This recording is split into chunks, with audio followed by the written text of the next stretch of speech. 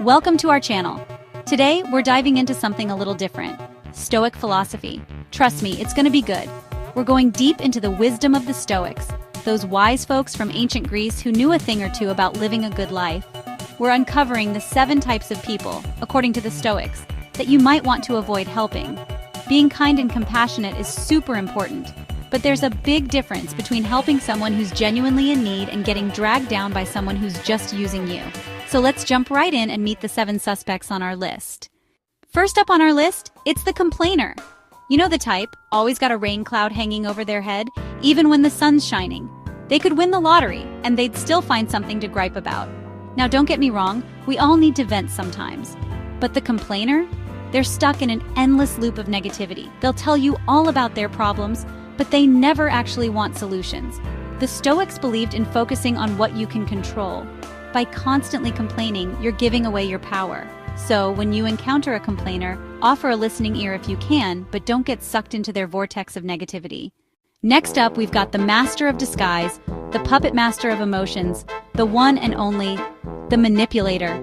This is a tricky one because they can be so charming, so persuasive, you might not even realize you're being played until it's too late. The manipulator uses guilt trips, flattery, even outright lies to get what they want. They're experts at pushing your buttons, playing on your emotions to get you to do things you might not normally do.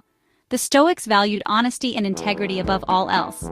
Manipulation? That's about as far from honesty and integrity as you can get. Look out for those who always seem to be playing the victim, who try to make you feel guilty for saying no, or who shower you with praise one minute and then turn on you the next. Trust your gut. If something feels off, it probably is. Rolling in at number 3 on our list, we have the resident downer, the master of gloom, the one, the only, the pessimist. You know the type. They see the glass as half empty, cracked, and probably leaking. The pessimist is like Eeyore from Winnie the Pooh, except instead of losing their tail, they've lost all hope for humanity. They're convinced that nothing good will ever happen, and they're all too happy to drag you down with them. The Stoics were all about finding the good, even in difficult situations. The pessimist, on the other hand, is too busy focusing on what's wrong to see what's right. It's okay to acknowledge the bad stuff, but don't let it consume you. Like the Stoics, try to find the silver lining, the lesson learned, the opportunity for growth. Coming in at number 4, we have the green-eyed monster, the master of comparison, the one and only, the envious. These folks are never truly happy for others' successes because they're too busy wishing it was them. They scroll through social media, see everyone else's highlight reels, and think, why not me? The Stoics were all about focusing on your own journey, not comparing yourself to others. Envy, the Stoics would say, is a form of self-torture.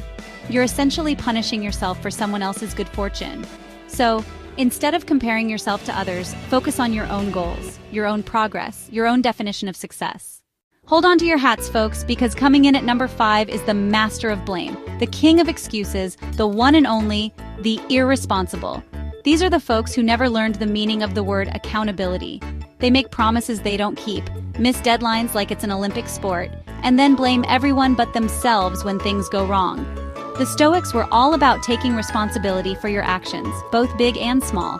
They believed that true freedom comes from self-discipline and owning up to your mistakes.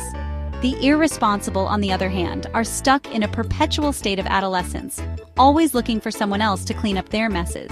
They haven't learned that life is much more fulfilling when you take the reins and steer your own ship. So when you encounter the irresponsible, don't fall into the trap of enabling their behavior. Shh! Can you hear that? It's the sound of secrets being spilled, reputations being tarnished, and drama being stirred.